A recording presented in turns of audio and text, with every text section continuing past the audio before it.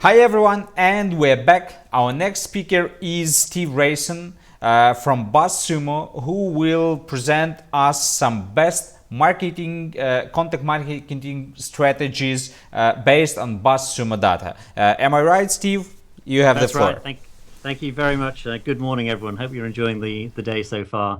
So yeah, what I'm going to do is just take 20 minutes or so to take you through some content marketing best practices. I'm going to focus on three areas around research, amplification, and monitoring. And I'm going to show you some practical tips on what you can do as well using BuzzSumo. There is a free version of BuzzSumo and a free 14-day trial of the pro version. So everything I'm going to show you today, you can go away and do later today or the weekend or tomorrow if you're keen. I'll take you through these thoughts. I hope it's interesting. So I think we all know that what content marketing is, and at one level it's really simple. At one level it's just you just create and you distribute valuable, relevant, timely content and you build an audience. So it sounds really simple. However, it's not so simple and it raises lots of questions. So what content is valuable to your audience? What content does your audience think is relevant? What does your audience consider timely? So what's timely content? These are all quite difficult questions to answer. And you can see that it's difficult because when you look at data, and we did a big study with Moz earlier this year where we pulled together data from Moz on links and data from BuzzSumo on shares.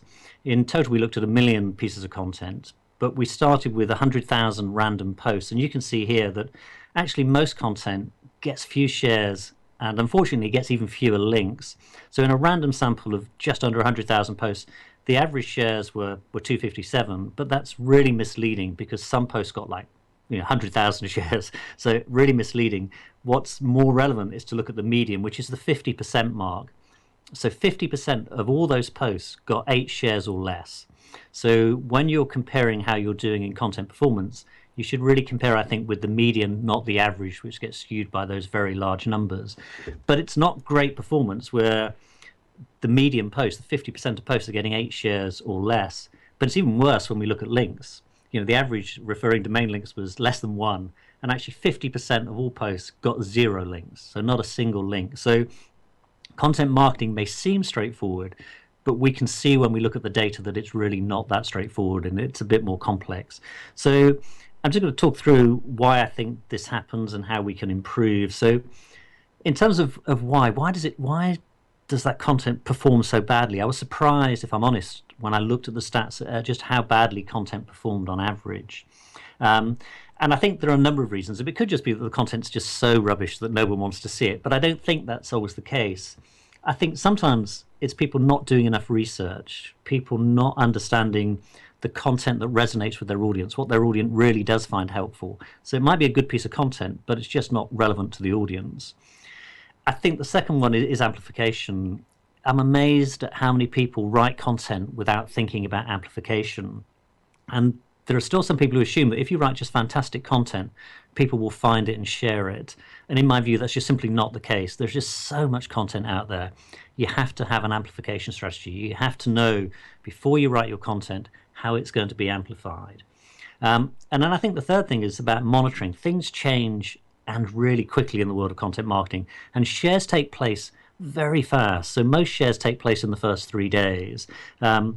Links take a lot longer, but shares actually explode very quickly and then they slow down. And I think often people write about a topic, but it's a bit old now. It may only be a week old, but people have seen articles before on it and they're less keen on your content. So you have to monitor and react quickly. So I think there are 3 areas that you need to focus on. So whatever your content marketing strategy, and there will be lots of different elements in your content marketing strategy, I think it needs to include these 3 elements. So obviously you develop and create content as well, and you distribute, etc. But I think you need to research, and I'm going to go through some of the things you can do to look at what content's resonating with your audience, what formats are working, so that you have a good idea and you can generate good content ideas. Amplification, that can be people linking, sharing, paid amplification. We do need to understand how that's working. And I want to touch a bit on the role of Facebook, which I think is growing significantly in content amplification.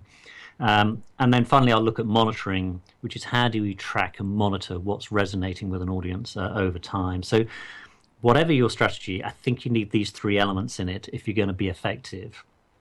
And I'll start with content research and how do we research what we need to do. And my view on this is that you need data, not hunches and not hippos. So it's great you have a hunch, but we really want to know the data about what's working. And a hippo is probably a slightly odd term, but it just means the highest paid person's opinion. And the highest paid person often has an opinion. They often have lots of opinions. They're not always right.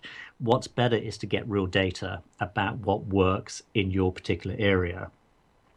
And there are a number of ways you can do this. The first thing is just research the content your audience loves. So think about your audience.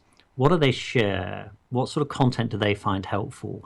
And you can see which networks are they using. So there are lots of ways you can do this. I mean, one of the ways is simply to use a tool like BuzzSumo, but you may see it in when you follow blogs and things. You can see and have a sense of what people are sharing.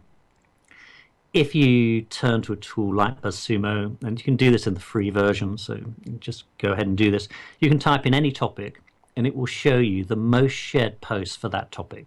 It'll show you the headline, who wrote it, etc., and how many shares on each network. So before you write anything, you really want to understand for your topic what's getting shared, what type of headlines are working, what type of content's working.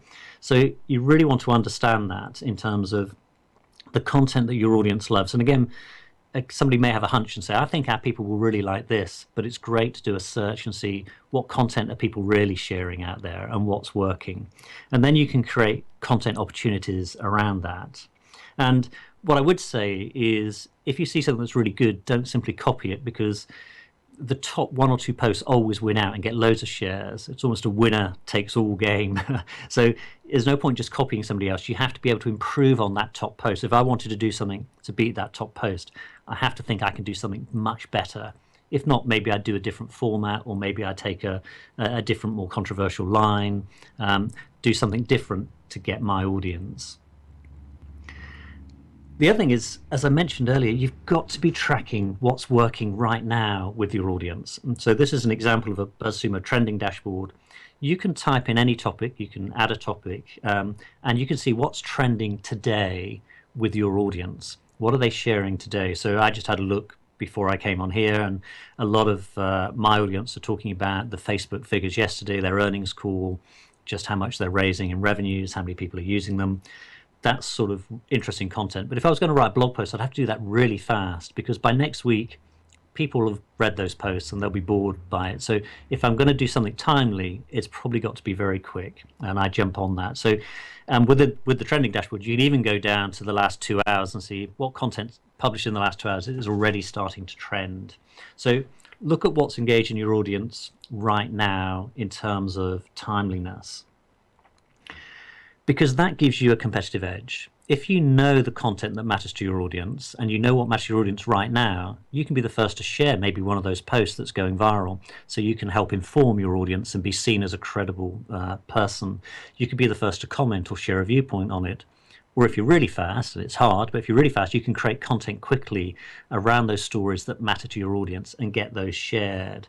So knowing what matters to your audience gives you an edge, but it also allows you to create that deeper level of engagement. And I think really important is about credibility. If you're sharing stuff that's really relevant, they know that you're on top of things, you're somebody they can trust to be aware of what's happening in the world. So do make sure you're aware of what's happening at the moment. I think there are lots of things that you cover in your research, but another thing to do is simply do a piece of content analysis and say, which sites are winning? What are the most shared domains for my topics? You may know them instantly, but sometimes you can be surprised. And if you run a content analysis report in BuzzSumo, for any topic, we'll show you the most shared domains. And as I say, sometimes it's obvious, sometimes it's less obvious. But you can then have a look and see, why are they winning? Or maybe I should try and get a guest post on one of those sites because they're getting lots of shares. So find out who's winning. But more importantly than just reviewing what's happening there is to stay up to date. And again, this is one of my main messages today, is set up alerts. There's so much content, there's so much going on in the world, you don't have time to go back and research, okay, I'll just see what they published today, or I'll see what they published yesterday. We're so busy, we forget, we go on to other things. The best thing to do is to set up alerts, so you get told every time they publish new content. You can set up an alert in BuzzSumo or in other tools, and every time they publish new content, we can send you an alert. So they published a new article, and you can see what it is. you can be alerted when their story starts to trend. You can set your own criteria, say, okay, once it's achieved 1,000 shares, send me an alert, and you can then see when they've got breakout content. Or get a daily digest of their new links. So get an email sent to you every day of all the new links they acquired yesterday, so you can see how their content's being amplified. And so don't just simply see what's working for them, but track them and get daily alerts about what's happening so that you can stay informed, or just do it weekly if needs be. But you need alerts coming to you, in my view, because there's just so much going on for all of us. I don't think it's just me. You can also track things. So again, this is just a BuzzSumo chart, but you can then track, for example, the volume of content or the volume of links. So this is just showing the volume of content. And I was looking the other day just at how much content HubSpot published, which is a huge amount of content every day, compared to us or Moz, for example. So I'm just interesting to see what they're doing. So do track what's happening out there. The other part of research is what content formats engage your audience, and I find this varies hugely from audience to audience. In some audiences, marketing audiences, like infographics, for example, some audiences really like practical how-to posts, some people really like videos. Type in any topic and you'll see which content formats are working the best, because you really want to try and hit the sort of sweet spot in terms of what's working for them. Overall, I don't like saying this, but on all of the research we did for Moz, looking at 1 million posts, list posts are the most shared. I hate saying that because there are just so many of them, but they do seem to work. Headlines with titles in do seem to work, and the most popular number is 10. I normally do a competition about the second most popular number because it's unusual. Nobody guesses it, but the second most popular number is 23. 23 ways to do things, 23 examples. I don't know why, someone can work that out. But understand the formats that work for you. As a general point, a list post beginning 10 typically does well. But also which networks work best for your topics. So you only have so much time. Which networks do you concentrate on?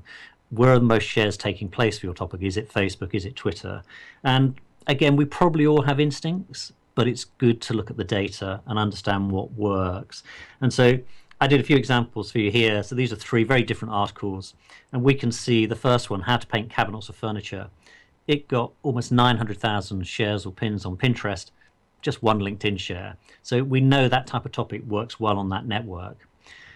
Big mistakes on your CV, your career resume, got shared 31,000 times on LinkedIn, as we would probably expect, not very much on the other networks. Finally, very different content, how to breastfeed, got 700,000 shares on Facebook. Slightly bizarrely, I think it got 19 on LinkedIn, which is a bit of a surprise. But you can see how different topics, different networks work so differently for you. So research the networks that work for your topics. And there are lots of new networks as well, so do look at other things like Instagram. The other thing as part of your research is what's working for your competitors. They're people you're competing with in this space. Simple way, type their domain into BuzzSumo and see their most shared content. So you can see what content is working for your competitors. So what headlines, what authors, so you can get a sense of and which networks they're working on. You can see instantly how well they're doing and how well they're doing relative to you, and you can learn from that. I think the other really important thing is it's not just about it's great to see what was the most shared content, but why was it shared? And it's normally because of amplification. So that's people linking to it, people sharing it. Could also be paid promotion, but we're looking here really at organic. So, who are the people linking to your competitors' sites? Who are the people sharing that top post? Because they can then form really useful outreach targets for you, people to try and build links with, people to build relationships with, to get those influencers to share your content. So do look at how content's being amplified. It's almost more important in some ways to understand why are things getting shared. I mentioned Facebook. I think this is really quite important. This data is a little bit old now because it's until December 14 last year from Shareaholic. But basically, Facebook now is driving at least 25% of all web traffic, and a new study by Parsley puts it actually about 30%, which actually puts it over Google. So if the Parsley figures are right, and even the Shareaholic figures are close, Facebook's driving as much traffic as Google's driving. So I speak to lots of people who say, Facebook, not really so relevant to us, we're B2B. Can you really ignore a network that's driving 25% of all web traffic? Now, it could be in your niche area, it's less relevant, but I think it's going to grow in importance, Facebook. So it's good to look at it and understand it because it's a way of amplifying content. So I would say, do look at Facebook, do look at what content's working on Facebook. These are a couple of searches I did with the BuzzSumo Facebook Analyzer tool for Halloween. So early in October, I just saw the number of engagements starting to rise, and actually they shot over a few 100 million engagements. But importantly, I looked at which types of Facebook posts were getting the most engagement, and I was slightly surprised to see that question posts were actually getting more engagement than images, for example, which isn't necessarily what I expected. And again, that's why we need to do research. So I thought, oh, question posts, that's interesting. So then I just did a search on the question posts for Halloween and to see what's working. And so these were some of the most popular questions on Halloween. So, what's your favorite Halloween candy? What's your favorite Halloween movie? So Facebook can drive lots of traffic and lots of engagement. So I think it's worth thinking about how well you're using Facebook to amplify your content. So just finally, going to come back to monitoring because I think this is really important, and I think it's something people don't do enough of. And for me, it's about setting up alerts. As I say, you may be able to set aside lots of time each day to do research, but in my experience, it's much easier if an alert gets sent to you. And you can do this with lots of other tools out there. These are some of the alerts that we have. So you can set up an alert for when somebody mentions a brand in a blog post or in a news article, etc. So it could be your brand, a competitor brand. You can be alerted every time a website publishes content. You can be alerted about very specific keywords, so data-driven content marketing. Alert me every time there's a blog post that has that word in it or that series of words in it. Or alert me every time they get new backlinks, or send me a daily digest, or alert me every time an author publishes content. Set up alerts. And I'm just showing you a simple example here in BuzzSumo of how you can set up alerts. So this is one for the brand name BuzzSumo. You then get a dashboard, as you can see on the right, of every mention. And we tend to pick up content within 5 or 10 minutes of it being published. And the best way to check that is just to try it. It's a million times better than Google Alerts, which just misses 95% or probably 99% of all content. But set up alerts. And then you can also get those emailed to you. So you can get them emailed to you either as a daily digest or in real time if you really want to track something. Or as I said earlier, there's a minimum shares there on the bottom left. You can say, just alert me when something's had 100 shares, 200 shares, 300 shares. Just alert me when something's breaking out. And again, I think it's because you don't have the time to keep going and tracking. So you need to set up alerts to see what's working in terms of content marketing. And then you can just track them. So once you've set up alerts, you not only get them emailed to you, but you can then track them in simple chart form. So this is tracking mentions of BuzzSumo against Social Media Examiner in blog posts, for example. And we can see that Social Media Examiner is getting more, but we're doing all right. We're up 14% on the month, etc. So that's doing quite well. So I say one of my takes would be, do make sure you look at also setting up alerts. So in conclusion, really, in terms of things that I wanted to get across today, conscious you got lots on today, is that whatever your content marketing strategy is, make sure you have these 3 elements. And whether you're using BuzzSumo or not, do make sure that you've got an element which is you're researching before you start writing the content. I think the danger is people rush into writing content and they haven't done the research. So as hopefully I've showed you, there's lots of research you can do to work out where the content opportunities are. Don't write content unless you have an amplification strategy. So be clear before you write it, who's going to share it, who's going to link to it, how are we going to get this visible to people? Because there's millions of pieces of content published every hour. So how do we get it in front of people? And you can do simple things as well. I mean, one way may be identify the influencers for a topic, get their tips, write up your post with their tips in it, because then they may well share it for you. And then finally, just make sure you're monitoring what's happening, what's changing in the world, so that you can respond to it and respond to it rapidly when you need to. So that's my sort of brief overview for today. I hope that's been useful. I hope that's generated some ideas for you. That's everything I've showed you there. You can just go to BuzzSumo and use the free version or the 14-day trial and try it for yourself. I don't know if we have time for questions, as it's a busy day, but if there are any, I'm happy to pick them up, or just mail me or tweet me, and I'll gladly try to answer any questions. So yes, I hope that's been useful. I don't know if there are any questions. Yes, Steve, that was perfect. It was really interesting. Let me have a look through the comments if there are any questions. Meanwhile, we had a question for the previous one. previous speakers about what are like the best technique to make your contact shared by other people. So if this is the correct question to you, because I know that you've been telling about this all the presentation, your best 3 techniques for amplification. Okay, I mean, I think the key thing is to do the research up front, so you know what your audience like. What I can say is when we researched 1 million posts, I can talk to you about the type of content that got shared. So the type of content got shared, content with images in got shared. Long form content got so many more shares than short form content. So people tended to share long form content. People tend to share content which is entertaining or surprising, and we found that people share for different reasons than they link, and you can't assume that shares become links. People often share content but never link to it, and vice versa. So yes, so definitely list posts tend to be more shareable. Good use of images. Another good tip is to use image list posts. So rather than just having one image, you actually combine the power of images and the power of lists into one. So 10 great images of something works particularly well. So and also things with emotion in. People like to share things which are, say, entertaining or surprising or inspiring. People like that as well. What I would say in the context of sort of business content marketing is to research what's there and make sure that your piece of content is the best. I do believe that, like when we go and visit cities, I always use this example. You only go and visit the tallest couple of buildings. You don't go and visit the 10th tallest building. And the same is true of content marketing. The top 2 or 3 posts get all the shares, and they become the standards. And all the others get nothing. Yeah, and all the others get nothing. It's a winner-takes-all game. Literally, it's a winner-takes-all game. So when you're looking at your research, can you be better than the others? And Neil Patel's very good at this. He always says, I'm going to write the most comprehensive post about landing pages there is.